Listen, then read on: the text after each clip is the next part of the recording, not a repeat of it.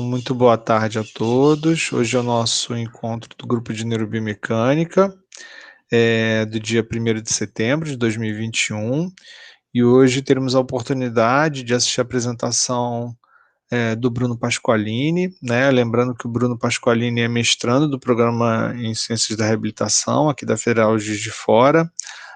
O seu projeto de dissertação envolve a compreensão, né, dos efeitos da dominância ou da preferência manual no apoio de posturas em exercícios que são realizados no solo. Então a ideia é a gente investigar de que forma né, o apoio da mão dominante ou da mão não dominante influencia no controle postural no solo, tá? Na manutenção dos suportes ou do corpo no solo. E aí o Bruno hoje trouxe esse trabalho para discutir um pouco também a questão da dominância podal, que é um outro aspecto bastante importante, né, bastante interessante em relação a esse controle, né? Lembrando que o Bruno é orientado pelo professor Diogo Simões, né, e por mim também, tá bom? Bruno, obrigado, que todos aproveitem bastante a apresentação. Quem chegou agora, Fabiana, né, sejam todos bem-vindos aí, tá bom? Obrigado pela presença de todos. Lembrando, né, a dinâmica, a gente tem, caso alguém tenha alguma dúvida, alguma pergunta, pode, né, interromper a qualquer momento a apresentação, tá bom? Bom, obrigado, professor. Boa tarde, pessoal. Obrigado por vocês terem comparecido. Eu confesso que esse estudo foi um estudo bem desafiador para mim, sendo até parecido ali com o título, né? Realmente desafiador, porque apareceram muitos componentes que eu desconheço, né? Que eu não tive a vivência, como, por exemplo, análise feita pelo MATLAB, análise de PCA, né?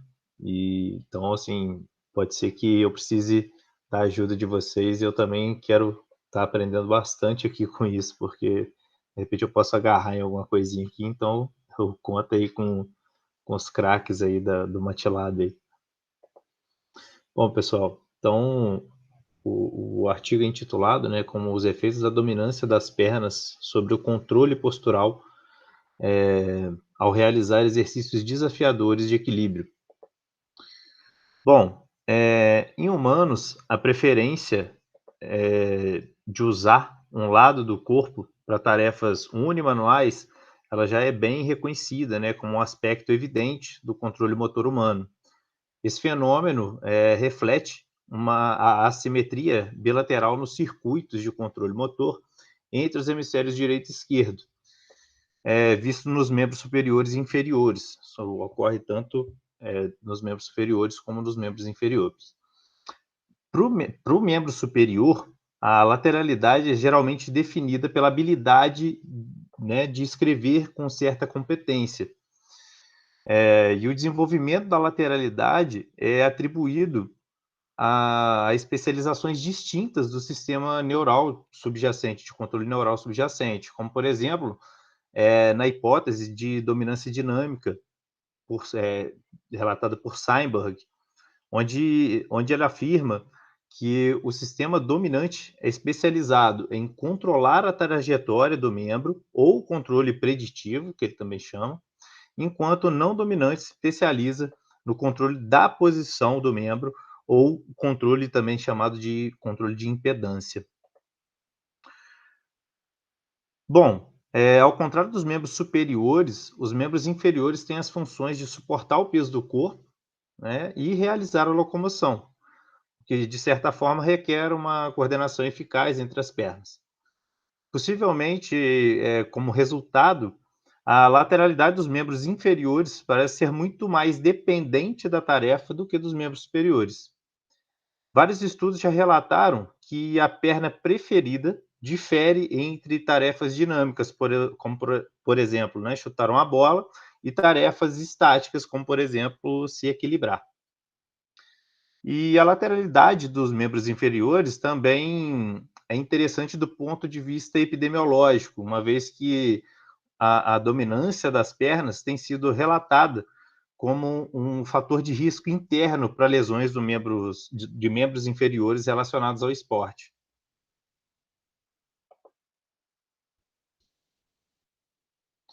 Em estudos anteriores, eles analisaram variáveis baseadas no centro de pressão, na estabilidade postural unipodal, como a área de oscilação, a excursão do centro de pressão, o desvio padrão, comprimento total da trajetória, velocidade. E dentro desses estudos, eles não indicaram um efeito da dominância da perna. Somente quando foi realizado um teste de rastreamento corporal, os efeitos da lateralidade do membro inferior foram observados após os participantes receberem um feedback visual, publicado por Oshida e colaboradores em 2014.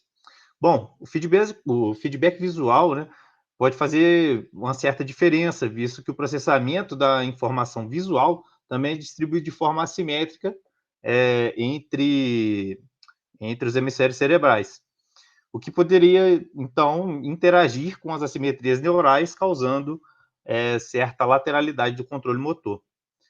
Então, dessa forma, parece que sem receber um fator externo, né, um feedback externo, a análise da posição do centro de pressão pode ser meio que insuficientemente sensível para detectar simetrias bilaterais no controle postural. E uma possível razão, né, pela qual os métodos convencionais muitas vezes falham, né, em detectar a influência da dominância da perna no controle postural é que o movimento do centro de pressão é uma variável resultante que condensa as informações sobre a postura do corpo inteiro e as informações sobre as acelerações posturais em uma variável bidimensional, né, ou seja, 2D. Então, parece que o movimento do centro de pressão sozinho, ele não revela a estrutura coordenativa real ou o controle dos movimentos que facilitam o controle postural. Bom, parece então que levar apenas o movimento do centro de pressão em consideração seria um certo erro, visto que os avanços na compreensão do controle motor sugerem que, em movimentos de muitos graus de liberdade, o sistema de controle distingue entre movimentos que são relevantes para a tarefa e movimentos que não são relevantes para a tarefa. Esse conceito, né, bem estabelecido para coordenação motora, ele é conhecido como o princípio da intervenção mínima, que quer dizer que o sistema neuromuscular controla rigorosamente as variações do movimento se elas afetarem o objetivo da tarefa. Caso contrário, se as variações de movimento são amplamente ignoradas, né, caso elas não interfiram no movimento final, pois fazer correções é certamente custoso, né, caro para o sistema em termos de custo de energia. Em outras palavras, diferentes comportamentos de controle podem ser esperados em diferentes dimensões de movimento. Entretanto, visto que o centro de pressão condensa as informações de forma multidimensional, né, sobre o controle postural, em apenas 2 dimensões, ele é muito menos sensível a certos mecanismos. Bom, e para tentar dar uma resposta mais clara sobre as avaliações da lateralidade no controle motor, de forma unipodal, né, ou de forma bipodal também, 2 estudos recentes investigaram os efeitos da dominância das pernas do controle postural, decompondo os movimentos de equilíbrio unipodal em conjuntos de dimensões de movimento por meio de uma análise de componentes principais, né, que seria o PCA. Esse bom, o Diogo, até quero que de repente você complemente aí, né? Mas seria essa análise de componente principal, o PCA, é uma análise que tem como objetivo encontrar um meio de condensar todas as informações contidas em variáveis originais em um conjunto menor de variáveis estatísticas, com perda mínima daquelas informações. Então, e, de certa forma, tendo maior representatividade em menos componentes, né? Representatividade da variabilidade desses dados. Isso mesmo, Bruno. Assim, linhas bem gerais, né? Mais ou menos isso. Eu não quis aprofundar, senão eu ia me enrolar. Diogo, você usou essa técnica, né, no Em alguns eletrocardiograma. momentos. Você não quer dar um exemplo, assim, só para as pessoas se situarem? Deixa eu De pensar. repente, com sinal cardíaco mesmo, assim, Não, eu alguma não coisa cheguei assim. a usar PCA no meu trabalho, não. Ah, tá, eu Eu achei que... fiz disciplinas que envolviam a PCA, né? Então, suponhamos um exemplo que a gente pode tentar imaginar é quando você tem vou usar até o exemplo que eu dei para o Bruno mesmo na conversa que eu tive com ele. Suponhamos que a gente quer modelar o alcance do Y-teste anterior nos pacientes. Esse alcance ele pode ser dado por uma série de variáveis. Ele pode ser dado pela amplitude de movimento da minha tibiotássica, pode ser dado pelo meu nível de força do meu quadríceps, tem relação com o meu nível de força do meu glúteo médio, com a minha amplitude de movimento do meu quadril, tem relação com a flexibilidade dos meus isquiocrurais. Então, eu tenho uma série de variáveis que eu coletei todas as informações a respeito, e eu sei que elas, de alguma forma complexa, interagem no resultado final do meu produto. Isso é um exemplo que a gente está querendo colocar. E aí, o que a componente principal faz? Ela pega todas essas variáveis, para cada variável tem-se uma componente.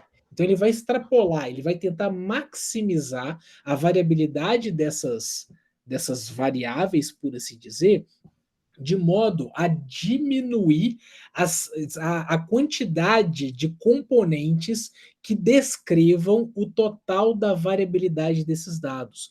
Ele não vai diminuir, por exemplo, quantas variáveis são. A ideia não é exatamente essa, mas é trazer em tantas componentes quais variáveis têm maior impacto. Então, por exemplo, eu dei esse exemplo aqui do Y-teste, e suponhamos que eu tenha coletado aí 10 variáveis distintas.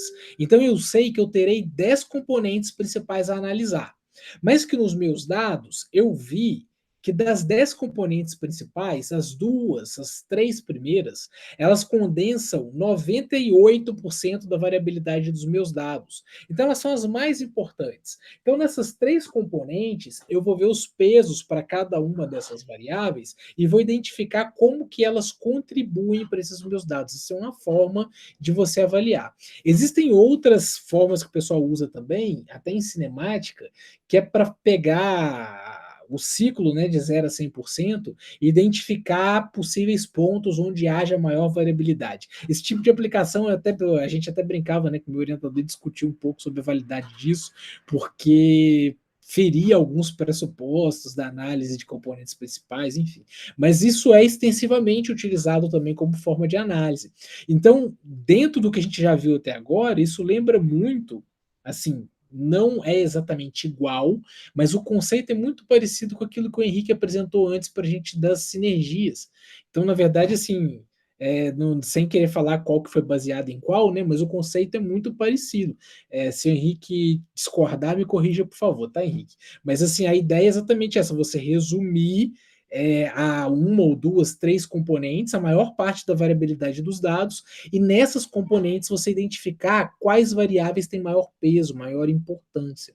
Então é mais ou menos essa ideia que a PCA teria aí nessas aplicações. Não sei se ficou muito claro, se ficou muito confuso, né? Assim, sem ter nada, sem desenhar, sem explicar conceitualmente, fica meio difícil. Diga, Henrique. É isso aí, Diogo. Eu concordo com o que você falou. E eu acho que até a PCA veio primeiro, porque a análise lá de sinergia ela foi baseada para anular os valores negativos, né? Então, é baseado justamente nessa análise aí, pelo que eu entendi do que eu leio lá nas introduções dos artigos falando sobre esse assunto, parece que foi meio que baseado nisso. E faz sentido que a PCA ela tem valores negativos, né? De fato. A gente pode imaginar como se fosse Imagina que a gente vai diminuir aí para duas componentes principais. Então, quando a gente pensa em duas componentes principais, tendo a maior parte da variabilidade dos dados, a gente pode pensar num plano, um eixo X e um eixo Y.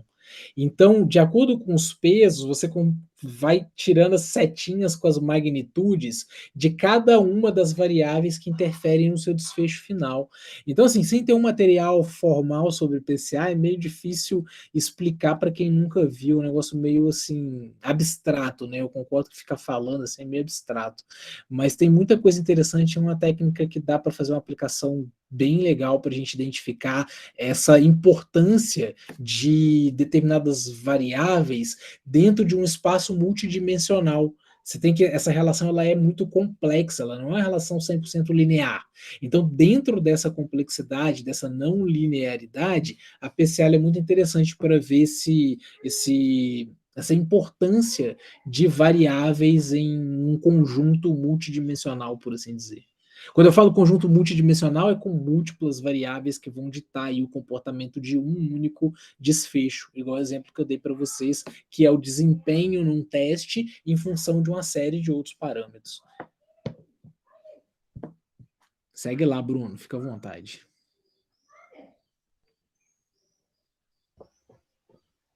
Bora. Eu até peguei o artigo para ler aqui, Bruno, dei uma passadinha de olho rápida, para se precisar de alguma coisa, eu acho que eu consigo te ajudar. Ah, não, beleza. Então, melhor ainda.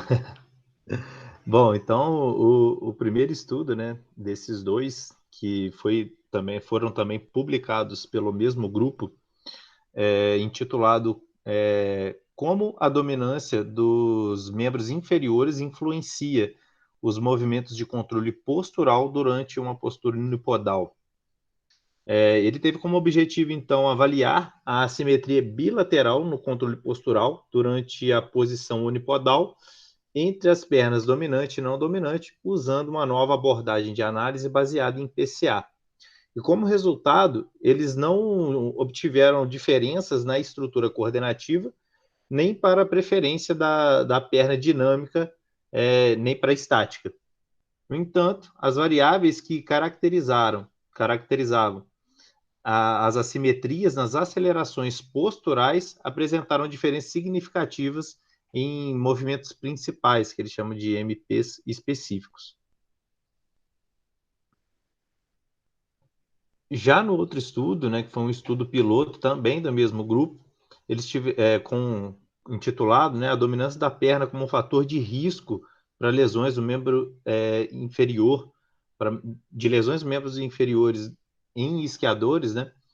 Eles tiveram como objetivo testar dois possíveis mecanismos para ter um efeito de dominância na perna em lesões no esqui, e como hipótese, eles tiveram duas hipóteses, que era a força muscular do joelho ou o controle postural seriam afetados pela dominância da perna. E eles verificaram que apenas a hipótese 2, que era o controle postural, né, foi aceita durante o equilíbrio na superfície firme, mostrando que ao deslocar o peso corporal sobre a perna não dominante, os esquiadores mudaram significativamente a estrutura de coordenação, né, para um P menor que 0,05, e o controle dos movimentos da perna levantada também com um nível de significância menor que 5%. Bruno, só uma pergunta. Você lembra como eles definiram o lado dominante? Ah, sim. Inclusive, foi da mesma forma que eles definiram nesse estudo. Eu não coloquei exatamente porque eu ia falar dele aqui. Ah, tá, não. Se você vai falar, então tudo bem. Através de preferência da perna de chute. Não, é interessante porque assim, eu estava outro dia lendo um estudo sugerindo que a perna de chute, quer dizer, você identificar a perna de chute já seria, digamos assim, satisfatório para se determinar dominância podal, né? Parece que tem, embora tenha um questionário específico que é de Waterloo. Eu até, professor, fiquei na dúvida, porque eu lembro que o Vitor estava dando muito exemplo disso, e aí ele cita que, por exemplo, nós teríamos mais equilíbrio na perna não dominante, né? Principalmente para pessoas que jogam futebol, por ser a perna estável, a perna de equilíbrio. Então, você define a perna dominante como a perna que chuta para uma perna de equilíbrio? Eu fiquei nessa dúvida. Entendeu a pergunta? Sim. Não, até é interessante porque naquele trabalho do Túlio, do aluno do professor Tiago Lemos, eles fizeram no Y-teste, usando a plataforma de força. E é interessante que os resultados são muito parecidos com o do Steinberg para os membros superiores. Então, o controle de membros inferiores se assemelharia ao dos membros superiores também, né, com base naquela ideia de você controlar a trajetória e oferecer estabilidade. Mas, enfim, mas você vai avançar nisso, então guarda. Na verdade, eu vou passar ali só nos participantes, como que eles... Eles definiram, né? Tá bom. Bom, com isso, o presente estudo teve como objetivo, né, fazer uma abordagem por PCA, né, análise de componentes principais, para investigar os efeitos da dominância da perna em pé de forma unipodal em uma prancha instável multiaxial. Além disso, eles também testaram os efeitos sexuais, né, para ver se havia alguma diferença entre os sexos e as interações entre sexos e dominância das pernas. Então, foram 26 jovens adultos fisicamente ativos, sem problemas neuromusculares, sem participar de nenhum treinamento específico de equilíbrio nos últimos 6 meses. Eu até grifei aí, professor, que a dominância da perna foi definida como a perna para chutar. 96% dos participantes se auto-relataram com dominância da perna direita, e a dominância das pernas coincidiu com a das mãos. Todos os voluntários assinaram um termo de consentimento e foi aprovado pelo comitê de ética local.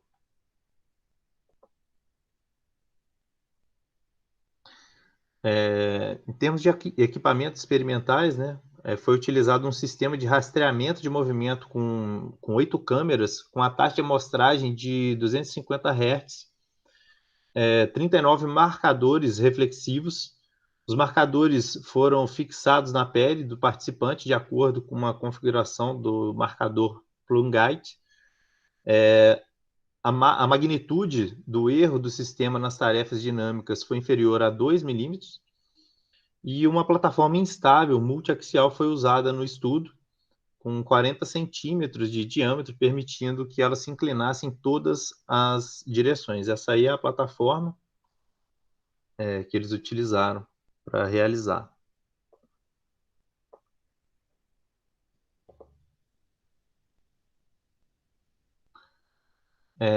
Em termos de procedimento experimental, os participantes fizeram uma familiarização de 15 segundos no quadro de equilíbrio, né, na prancha, sem instruções e sem feedback. Em seguida, em cada pé, os voluntários realizavam uma tentativa de equilíbrio de 80 segundos descalços. A ordem das tentativas foi feita de forma randomizada, né? Era meio que sorteado ali o pé que realizaria primeiro, né? O membro que realizaria primeiro, dominante ou não dominante, e todos os participantes foram solicitados a ficar de forma unipodal, com as mãos no quadril, colocando os pés, o pé de apoio, na verdade, sobre o centro da prancha. O joelho e o quadril da perna levantada, eles foram flexionados a 20 e 45 graus, respectivamente. Os voluntários focaram o olhar em um círculo vermelho que ficou a 5 metros de distância, fixado numa parede. E durante os testes, os participantes foram instruídos a tentar manter a prancha de forma toda horizontal, né? Mantendo ali o equilíbrio, e sem tocar a perna de apoio na perna levantada. E após a primeira tentativa, os participantes puderam descansar sentados por até 3 minutos antes do início da segunda tentativa.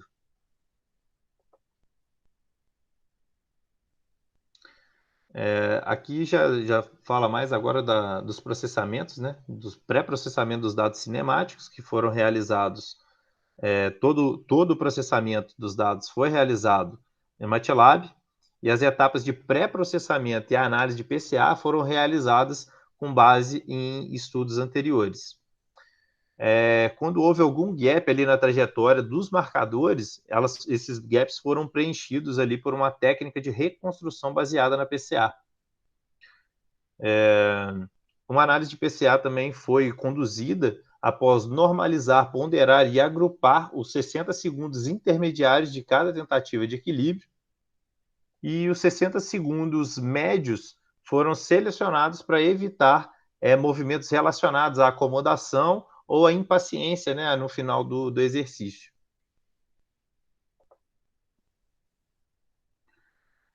As análises estatísticas, né, eles fizeram um teste Shapiro-Wilk para testar a normalidade dos dados. Eles realizaram um teste T não pareado para encontrar diferença entre os sexos na baseline, né, em termos de dados demográficos. Eles realizaram também uma ANOVA de fator misto para testar os efeitos da dominância da perna, que seria um fator do próprio sujeito, né, ele com ele mesmo, ou sexo, que seria o fator entre sujeitos, e para interação da dominância da perna e sexo, né, nas variáveis dependentes, que seria o R-var, que eu vou falar um pouquinho dele mais à frente, o NK e o alfa-K, para os primeiros 8 componentes principais, que aí ele dividiu em 8 momentos diferentes, tá, de 1 a 8. A variável R-var, que seria... bom, eu vou falar dela mais para frente, eu não estou me lembrando o nome certinho dela. Ela, inclusive, Bruno, é ela que é uma das, digamos assim, um dos desfechos que ele usa PCA para poder calcular, tá? Então, eu estava até esperando você chegar nesse ponto para ver aí como que a gente poderia entrar nessa colocação, que parece que essa R-var, ela é uma construção a partir dos vetores lá da cinemetria. É isso que você vai abordar mais para frente? Isso. Então, se eu for falar isso mais para frente, aí a gente fala da PCA lá na frente, então. Não, beleza. Essa é a variância relativa explicada. Isso, exatamente. Perfeito. Obrigado, Diogo. Então, a variável, né, R-var, não apresentou distribuição normal, portanto, eles utilizaram testes não paramétricos para conduzir, né, essa análise. E para controlar a taxa de erro, que seriam 8 comparações para cada variável dependente, eles utilizaram uma correção de Bonferroni, visto que as variâncias podem ter mais alterações quando as análises são acima de 4, né, comparações. Então, a análise de Bonferroni seria mais interessante para ser aplicada. E aí eles fizeram um ajuste no nível de alfa para 0,0063 na primeira classificação e de 0,0072 na segunda classificação. Para os demais testes, o alfa foi estipulado em 5%, né, ou P igual a 0,005. E também foi apresentado o tamanho do efeito, que seria representado pelo NP2, que seria o partial weight square, para a ANOVA, e para o teste de Wilcoxon, eles realizaram um R, que seria a linha Z, né, o score Z, dividido pela raiz de N. E também observaram o poder.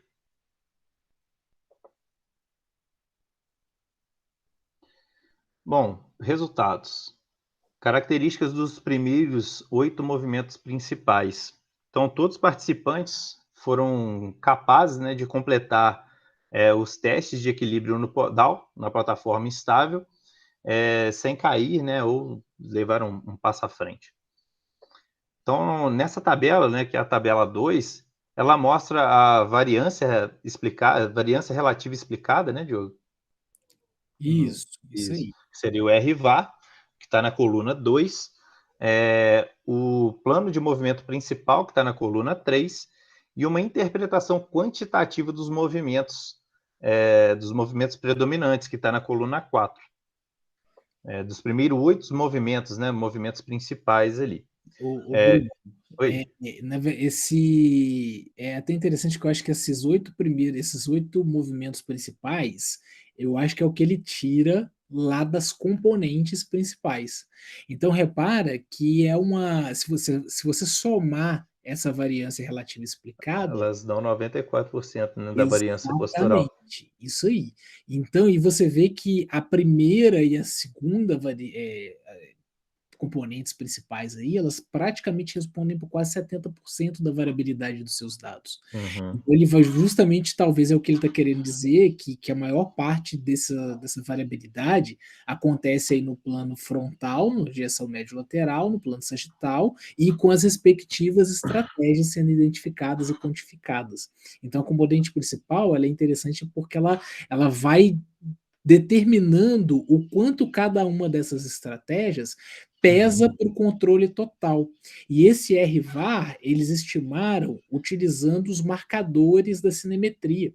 Então, eles fizeram, é como se eles pegassem todos os pontos no espaço em que aqueles marcadores estão e construíssem um único vetor. Então é mais ou menos isso que eles vão calculando lá para poder chegar nesse ponto. Só que cada marcador tem 3 pontos no espaço, e são 30 marcadores. Então eles têm 90 dimensões só de construção disso. Não para isso que eles vão usando a PCA para ir diminuindo isso e chegar no ponto final para ter esses vetores. Ele explica os cálculos de uma forma um pouco mais detalhada lá no estudo, mas é algo que, para minha mente, ainda é muito complexo. Tá? Mas assim, só uma linha geral mesmo. Que a gente Se eu não tivesse falado contigo, eu tinha colocado isso tudo aqui e a gente estava enrolado no primeiro cálculo. Eu estava indo nessa linha aí. Bom, como o Diogo falou, né? Esses 8 primeiros movimentos principais, né? Eles juntos explicam ali 94% da variância postural geral. E aí, ele dá ali do 1 ao 8, né, sendo o P1, ele mostra que os movimentos principais ali foram a estratégia de quadril associada a uma supinação e pronação do tornozelo e uma flexão e extensão do joelho, né, da perna de apoio, e uma adução e abdução e flexão e extensão do quadril da perna levantada. Já no PM2, né, os dois ali primeiros foram os principais responsáveis. Alguém quer falar? Não, Brunão, segue aí. Fui eu que fiz barulho aqui. Beleza. O PM2, né, que seria o segundo movimento principal, no caso, seria estratégia de tornozelo. No PM3, estratégias de quadril associada à supinação, pronação do tornozelo da perna de apoio e a combinação da abdução e adução do quadril e a flexão e extensão do joelho da perna levantada. Já no PM4, foi utilizado mais uma estratégia de quadril associada à flexão e extensão do joelho e supinação e pronação do tornozelo da perna de apoio e a flexão e extensão do joelho da perna levantada. Já no PM5, a estratégia de quadril foi mais utilizado, né, a estratégia de quadril associada à pronação e supinação do tornozelo da perna de apoio e a combinação de flexão e extensão do quadril e abdução e adução da perna levantada. Em PM6, foi utilizada mais uma rotação oblíqua da parte superior do corpo para a perna levantada, juntamente com uma flexão e extensão do quadril e da perna levantada. Em PM7, os padrões de movimento, eles utilizavam também padrões de movimentos respiratórios, movendo para cima e para baixo, né, os ombros, junto a uma flexão e extensão do joelho da perna de apoio e uma combinação de flexo e extensão do quadril e joelho da perna levantada. E no último, né, que seria o momento 8, eles utilizaram a flexão e extensão do quadril e joelho flexão e extensão do quadril e joelho da perna levantada, juntamente com o movimento lentamente para cima e para baixo do ombro, né, e dorsiflexão e flexão plantar do tornozelo da perna de apoio. Bruno, antes, você vai mudar de slide, não? Ou vai falar mais alguma coisa? Vai mudar? Então segura esse slide aí um pouquinho.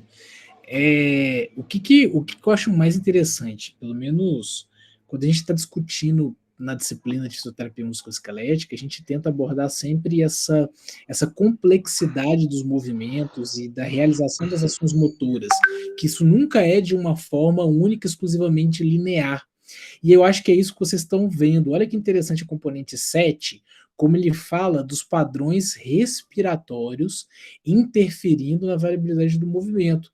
Interfere? Interfere, pouco, mas interfere. Repara que ele interfere aqui em 2% dessa variabilidade dos dados, mas a gente tem um ponto que está dizendo aqui que para o equilíbrio, de alguma forma, isso contribui. Então a PCA ela passa a ser uma ferramenta muito interessante quando a gente precisa decompor essas questões multifatoriais e entender quanto que cada uma contribui para o todo. Então aí a gente passa a entender um modelo complexo com muito mais clareza, na mesma ótica daquilo que propõe a análise de sinergia que o Henrique apresentou para a gente, né?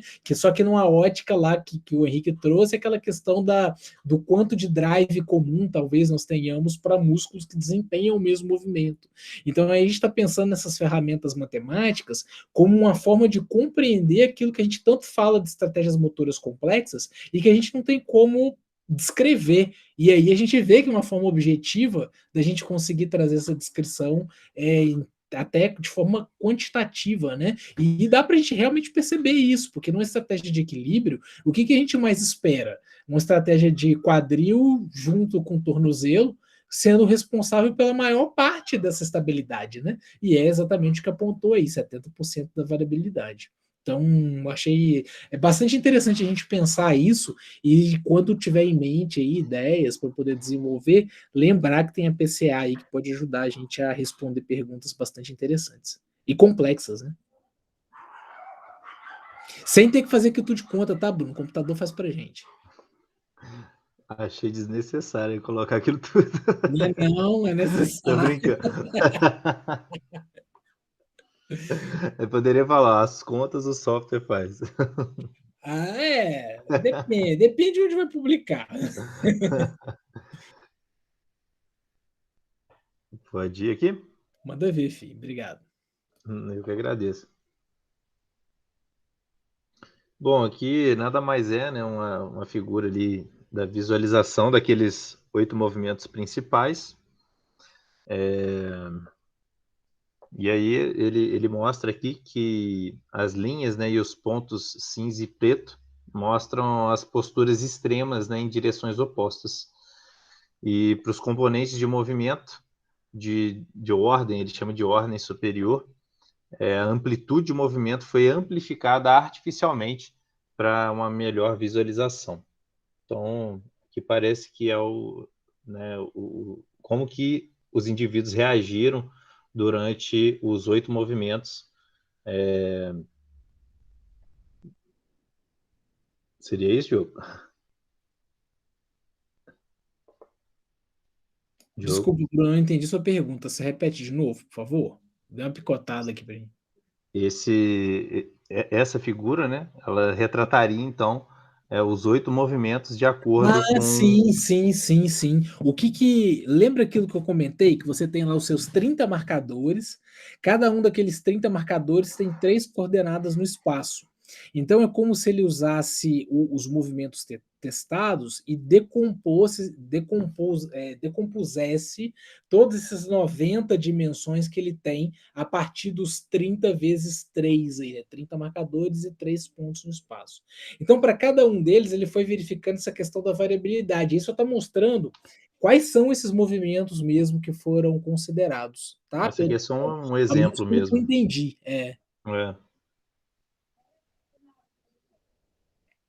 E essa direção que ele está falando aí, de direção oposta ou não, é porque lembra aquilo até que o Henrique comentou que a técnica lá ela faz com que tudo fique positivo. A PCA não, a PCA ela vai identificar para que direção a variabilidade aponta. Então, em algumas situações, os movimentos podem ter sentidos opostos, por isso que ele coloca aí. Entendi. Bom, em relação aos efeitos da dominância da perna na composição dos movimentos de equilíbrio, sobre, né, a posição unipodal. Então, aqui na tabela 3, ele mostra, né, que nenhum dos P-valores, né, para os efeitos da dominância no membro das variáveis R-var foi suficiente, né? Então, assim, e justificado pela aplicação da correção de Bonferroni, né? Foi suficiente para concluir que havia diferença entre os membros dominante e não dominante.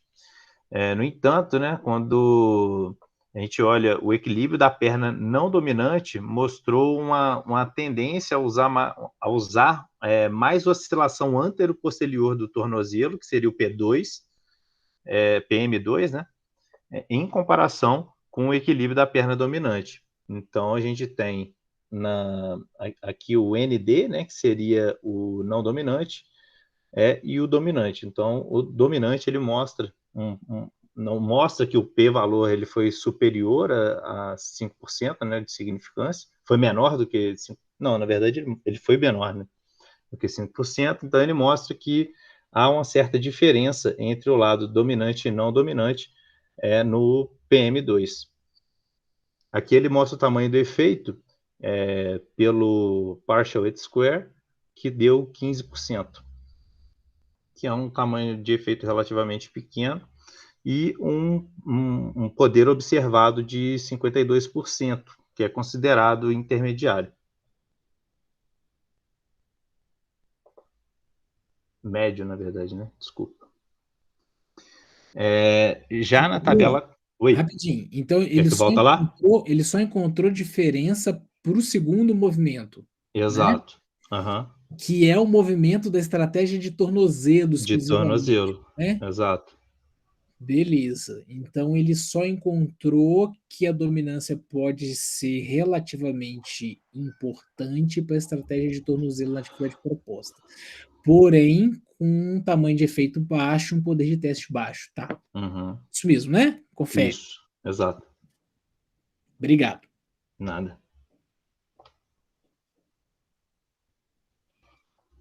Bom, para os efeitos da dominância da perna no controle dos componentes de movimento. Aqui, eu confesso que eu não entendi muito bem o que ele traz como NK. Ele fala que seria cruzamentos por zero, comparando o número de cruzamentos por zero. Isso, eu não entendi direito lá, porque até mesmo não li tudo, se ele está falando esse zero, os cruzamentos calculados após a componente principal, ou se tem relação com a estabilometria, e esse vetor cruzando o zero, que seria o centro. Então ele conta quantas vezes ele cruzou, que é o NK, e ele trabalha a variância desse NK, que é o sigma K, que é a tabela que está embaixo aí. Fala, Marquinhos. Não, que me lembrou, porque eu cheguei a trabalhar com uma ferramenta, na verdade com uma distribuição de probabilidade no eletromiograma, que a gente observava exatamente essa taxa de cruzamentos por zero.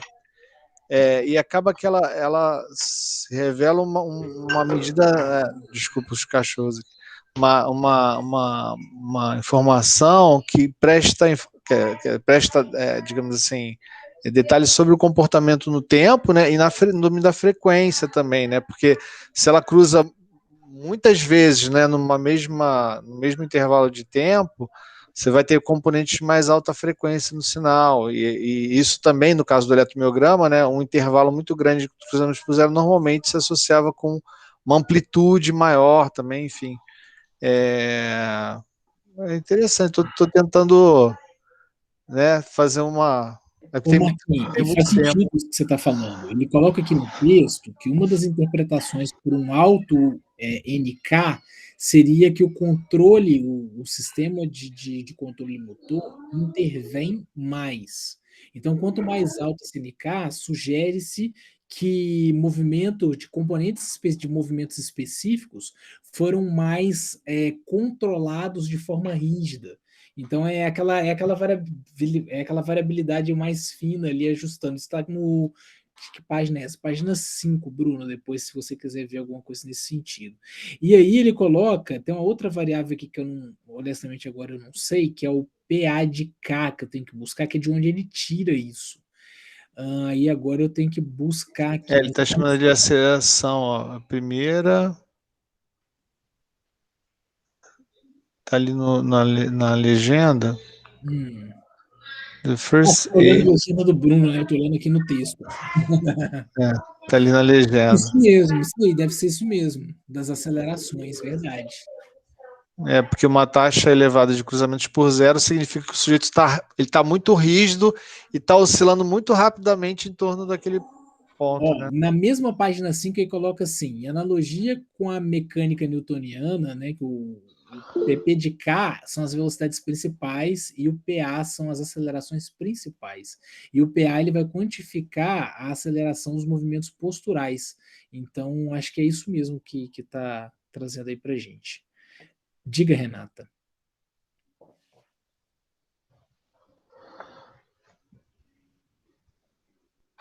Renata? Desculpa, Diogo, eu levantei sem querer, foi mal. Ah, foi sem querer, achei que você queria perguntar alguma coisa.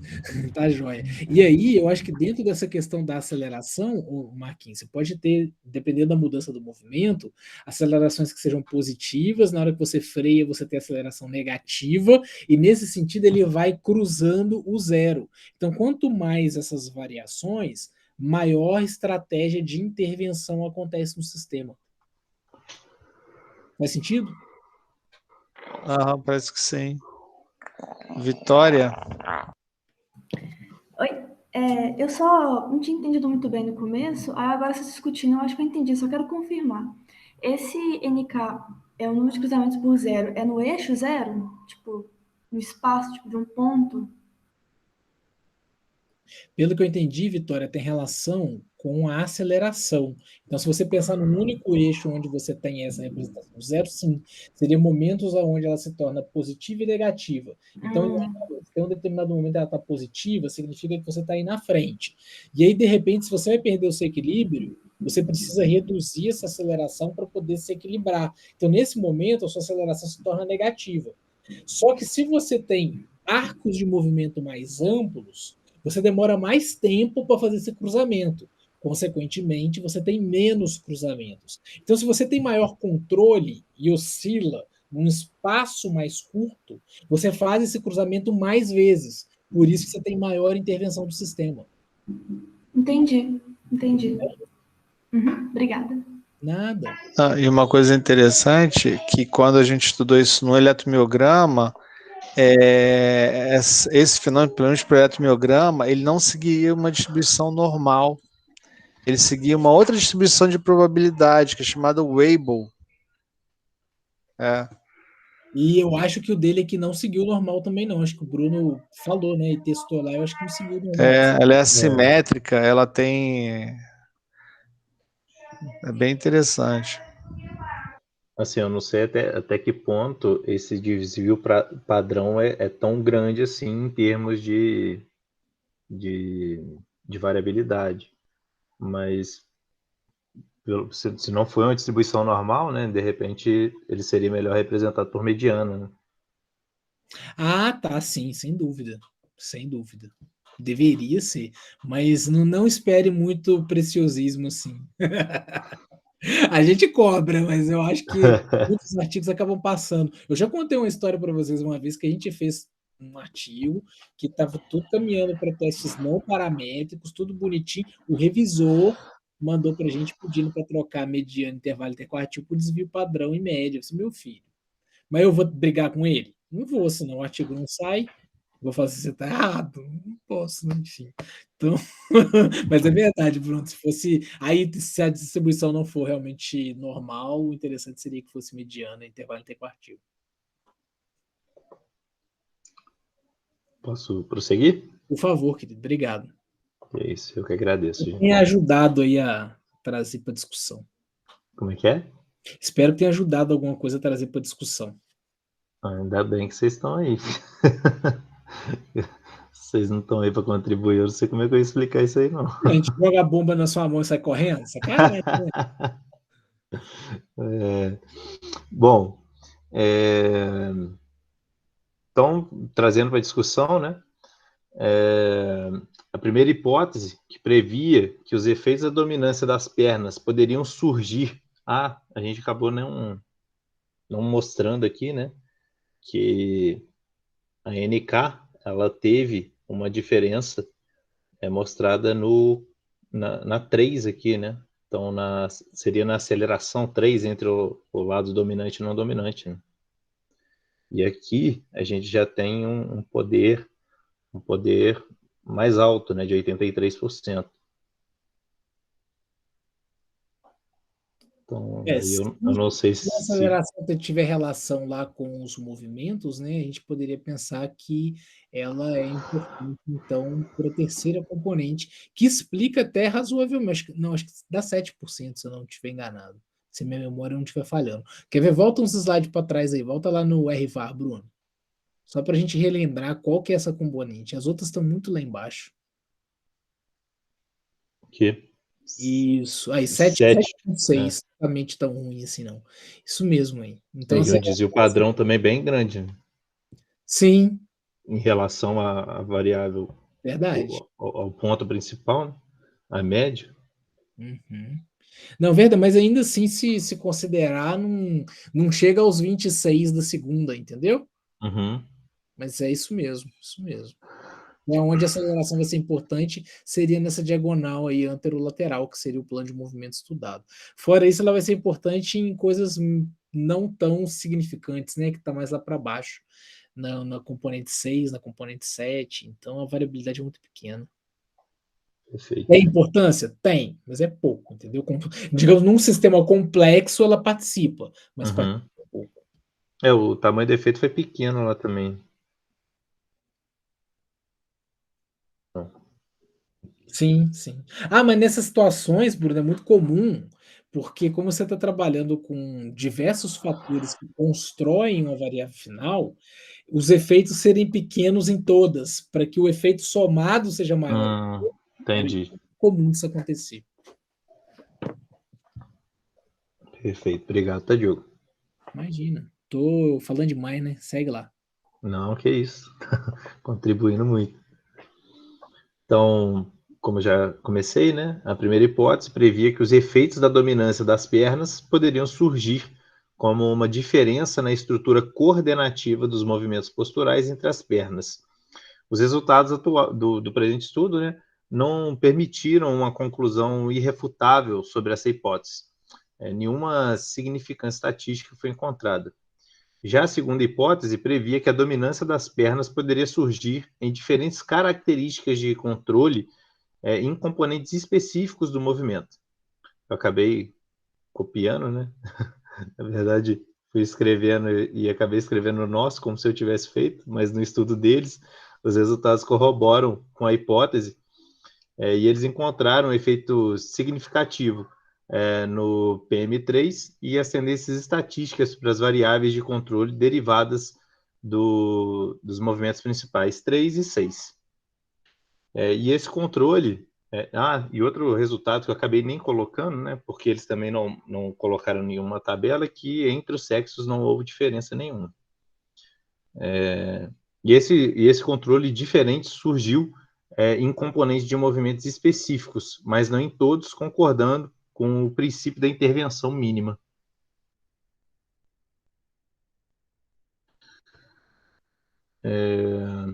E um mecanismo poderia ser uma maior necessidade de entradas proprioceptivas, né? Um dos mecanismos que poderiam ter feito com que houvesse uma certa diferença na H2. Os resultados atuais, então, sugerem que o controlador não dominante controla o movimento em PM3 mais fortemente, no N3 superior. Se eu não me engano, esse N3 superior também, Diogo, eu não entendi muito bem o que seria ele. Não sei se você chegou a dar uma lida sobre ele aí.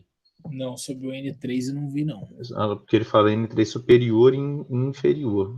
Aí acabei que eu também não entendi muito bem. Eu vou dar uma passada de olho aqui, se eu achar eu falo. Beleza. Então, mais fortemente do que o sistema de controle neural na perna dominante. E aqui ele diz que, como eu acabei de dizer, né, que em relação às diferenças entre os sexos, os achados foram consistentes com as observações anteriores de que a estrutura do movimento e as características de controle do movimento não diferem entre homens e mulheres no equilíbrio unipodal em um piso rígido, nivelado ou em uma superfície macia, que seria o que eles utilizaram, né? Uma plataforma instável. Bom, pessoal, é isso. Muito obrigado. Peço desculpas a vocês, porque realmente eu me dei uma enrolada com esse estudo. Achei um estudo bem complexo por eu não ter vivenciado nada do que foi feito ali, de fato. Nossa, Mas esse texto é um texto muito difícil, sem sombra de dúvida. Mas ele é muito rico. Eu acho que um dos propósitos, né, Marquinhos, que a gente tem com todas essas discussões é trazer coisas diferentes e tirar vocês da caixinha, cutucar mesmo para vocês verem que existem outras ferramentas, principalmente que vão além de TST e ANOVA, que às vezes a gente precisa dessas ferramentas, a gente precisa, talvez assim, a gente não precisa ser um expert naquilo, mas a gente precisa entender que elas existem e que a gente pode aproveitar de alguma forma, né? É isso que você está falando do N3, eu encontrei aqui no texto, ele está falando exatamente sobre essa questão do controle relacionado à aceleração. O N está falando da aceleração na componente 3, que foi aquilo que a gente tinha aqui. Então, mas aí como ele não colocou NK, eu achei, porque o K que era o negócio da aceleração, né? Não, NK, o K significa o número da aceleração. É que o K varia de 1 a 8. Então, no caso, quando ele é igual a 3, é o N3, entendeu? É a aceleração. Entendi. Então, ele fala que esses resultados que ele obteve sugerem que o controle do membro não dominante, ele controla melhor o movimento de forma mais severa do mais rígida, da perna dominante. Ele usa. Então, eu tenho medo de falar rigidez e parecer que a gente está falando de rigidez mecânica, entendeu? É porque o Seinberg usa muito esse tipo de linguagem. Essa palavra impedância, né? Impedância, rigidez, ele fala dessa. É só para a gente tomar cuidado para não misturar com a rigidez mecânica, né? Eu acho que a rigidez é uma rigidez de severidade mesmo, né? De controle mais presente do que na perna dominante, porque ele teve um N3, um número de zeros um número de vezes que cruzou o zero maior do que o dominante. O dominante teve um número menor. É isso que ele está falando aí. Se eu não me engano, se voltar, só volta lá na aceleração para você ver, na tabela da aceleração. Deixa eu ver se eu não estou falando nenhuma besteira aqui. Acho que não. Ó, isso mesmo aí. Não dominante 516, dominante 464, estatisticamente significante para componente 3, a primeira tabela aí que é o NK. Repare aí, ó, NK, que é o número de vezes que cruza o zero, e olha aqui, ó, o K varia de 1 a 8. Saquei, entendi. Então o N3, no momento 3. Isso, que é o 516 para não dominante. Mas como que ele fala superior e inferior? Ele está querendo dizer, na verdade, ele usa higher and lower, é maior e menor, não é superior e inferior, não. Aí foi uma questão de tradução, aí eu não sei como que saiu a sua tradução, mas ele está querendo dizer que para o não dominante, esse valor é maior, 516, e para o dominante ele é menor, 4. Perfeito. Isso eu estou olhando aqui na página 9, tá? Página 9 e o segundo parágrafo da página 9. É o que ele fala. Ótimo. Beleza? Eu achei esse artigo bem legal, com a metodologia bem puxada. E que a gente tiver doutorado, dá para a gente poder pensar em alguma coisa assim. Achei bacana também, mas assim, eu não estava bem preparado para fazer a leitura dele, não. A cabeça mil também. Nele, Bruno. E não é um negócio fácil mesmo, não. Então tem algumas coisas que, se você entender a mensagem principal dele, que eu acho que é o mais interessante, ele usa diversos movimentos, usa uma abordagem matemática bastante complexa para definir a contribuição de diversos movimentos. Então, para a gente entender que a estrutura ela não é simples. Você não está vendo um movimento, você está vendo uma complexidade de movimentos. Então, e que todos eles contribuem de alguma forma para essa estabilidade. Então, ele estava mostrando que esse controle ele existe para uma determinada componente, principalmente, e que essa componente, apesar de contribuir relativamente pouco, ela está ali. E é um ponto para a gente entender que contribui-se significantemente ali naquela situação. Então, é para a gente poder pensar nessa metodologia mesmo, como outras formas de análise, enfim. Eu sou suspeito porque eu gosto bastante, né? Eu acho bastante rico isso. Então, enfim, é isso. Não, foi bom porque deu para ter uma contextualização melhor do que estava acontecendo aqui. Então, foi bom para aprender. Não, a apresentação não foi boa, mas a aprendizagem foi ótima. A apresentação foi boa, sim. Você trouxe o que tinha que trazer, os resultados principais. Só de você encarar um trabalho desse aqui já é bastante rico. Aqui eu acho que só quem tem algum contexto matemático que ia encarar com alguma tranquilidade, porque Aham, tá? Não estou querendo dizer que ia ser fácil também, não. Tá? aham. Bruno, qual o ano mesmo desse artigo? 20? 2020. Não, é muito interessante esses resultados que ele encontra, né, que convergem um pouco para aquilo que o Seinberg sugere para os membros superiores também, né? Então, é muito, muito interessante, né? Muito interessante mesmo. Aí, de novo, realmente, o artigo não é um artigo simples, né? É um artigo que aborda uma temática, um método bastante complexo, né? Então, eu lembro do Jurandir, né, um professor que nós tivemos lá no plano de engenharia biomédica, trabalhando com eletrocardiografia, e, enfim, né, é uma técnica que não é, assim, com a qual a gente tenha muita, eu pelo menos, né, não tive nem oportunidade de ter contato direto em alguma disciplina, né, não sei vocês, Diogo, Henrique, né, em processamento de sinais, na minha época era um pouco mais as ferramentas mais básicas, né, Fourier, enfim. Então, O Jurandir usava mais a PCA para análise do movimento, nem eu acho que, bom, pelo menos até onde eu me lembro, né? E eu não sei, eu acho que quem fica com essa parte é a parte do processamento de sinais 2. Então, quem não fez processamento de sinais 2 não vê PCA mesmo, não, Marquinhos. Eu fiz porque era disciplina do meu orientador, senão ele me matava se eu não fizesse. Então, não tinha jeito. Então, é por aí mesmo. Agora, lá no PEB tem a disciplina da Rose, que ela dá análise multivariada de dados. Eu fiz a dela também, ela fala, Henrique, isso aí. Isso. Verdade. Você fez? Fiz. No perrengue, mas fiz. Cara, ó, vou te falar, de coração, foi a disciplina mais massa que eu fiz no meu doutorado. Mais massa. Sim, com certeza. Que eu mais De, curti. de Verdade, ó. insight para pesquisa, muito importante mesmo, muito legal. Mas a aplicação que é difícil, né? Não, nessa disciplina que o Henrique está falando, ela fala de PCA, ela fala de análise fatorial, ela fala de cluster. Tem mais, Henrique, me ajuda a Isso lembrar mesmo. aí. Tem muita coisa, muita coisa. É muito rico, bem legal. Principalmente essas aí que você falou, mas é isso mesmo. Não estou lembrando de outras agora, tem tempo também. Henrique, você está com a cabeça mais fresca que eu, não lembro, Henrique? Mas é isso, é muito rico mesmo, cara. Acho que vale a pena, bem lembrado. perguntas? Alguma dúvida? Aproveitar aí que temos experts no assunto. O mais duro é isso, Marquinhos. Não, mais duro sim, né? É quando você vai apresentar para um lugar onde não é um grupo de estudos, né? Você vai apresentar para o expert. Aqui é a oportunidade de aprender. Né? Não, e acho que é um pouco isso que o Diogo estava comentando, né? Às vezes a gente pega alguns instrumentos que já vem com um pacote de análise já fechado e você não tem muitas oportunidades, né?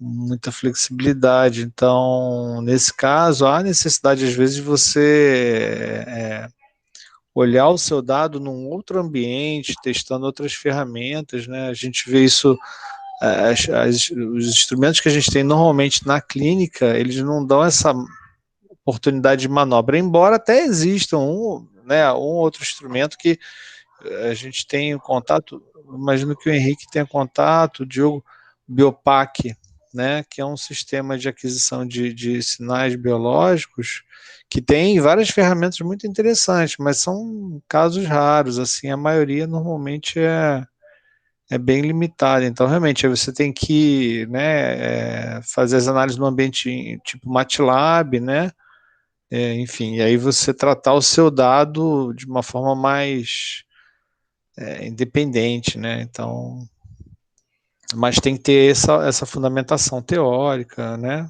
Exato. Foi até início aí que o Bruno tava falando que ele tinha ficado meio assustado de ver que apareceu um ambiente MATLAB já no negócio, assim. E repara que nem falou muita coisa do próprio MATLAB em si. Eu fiz tudo isso, todas essas análises são feitas no MATLAB.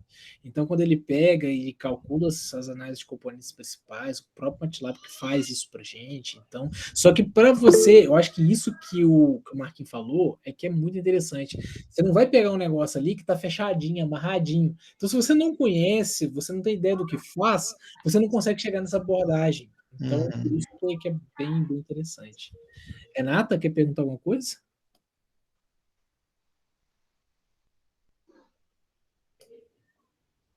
Acho que caiu. Não, acho que foi sem querer. Não, eu tô aqui, gente. Eu tô fazendo a pergunta, ninguém tá me ouvindo, não? Não, pode. Ô, meu pai, a minha internet tá oscilando. Eu tentei acompanhar, ela cai e volta, mas é um estudo complexo mesmo. Muito dado matemático. Estamos na mesma linha. Tem hora que eu piro com esses dados matemáticos, mas com a ajuda do pessoal a gente vai compreendendo. A minha internet caiu na hora que você estava falando do Sainburgo. Ele usou como base os estudos do Sainburgo, aplicados em membros inferiores. E quando você falou de impedância, eu fiquei curiosa, minha internet caiu. Essa impedância aí, no caso, também seria quando o movimento, ele é... Como é que eu vou falar? Ele está contaminado? Não contaminado. Ele não é puro? Me ajuda aí, Diogo. Para membro inferior? Na verdade, Renato, ele só referencia o Sainburg para falar. Renato? Oi, estou aqui. Ele só referencia o Sainburg para falar sobre a dominância do membro superior. E aí ele traz o que ocorre, né, o contraste que ocorre no membro inferior com o membro superior. Entendi. Ele não faz aquele paralelo de estabilidade e de trajetória de movimento, não, em relação ao membro inferior, não. Tá bom.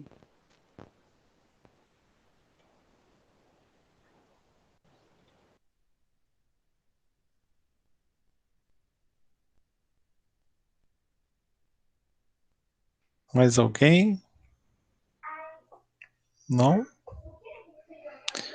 Então, pessoal, a gente agradece, então, mais uma vez a presença de todos.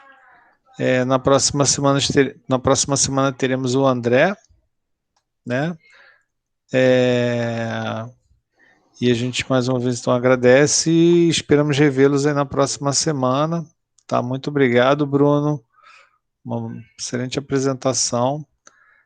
E nos encontramos, então, na semana que vem. Um grande abraço a todos aí e até a próxima quarta-feira, então. Um grande abraço. Tchau, tchau. Tchau, bom feriado para vocês. Tchau, tchau. Tchau, tchau. Tchau, tchau. Tchau, boa tarde. Boa tarde, tchau, tchau.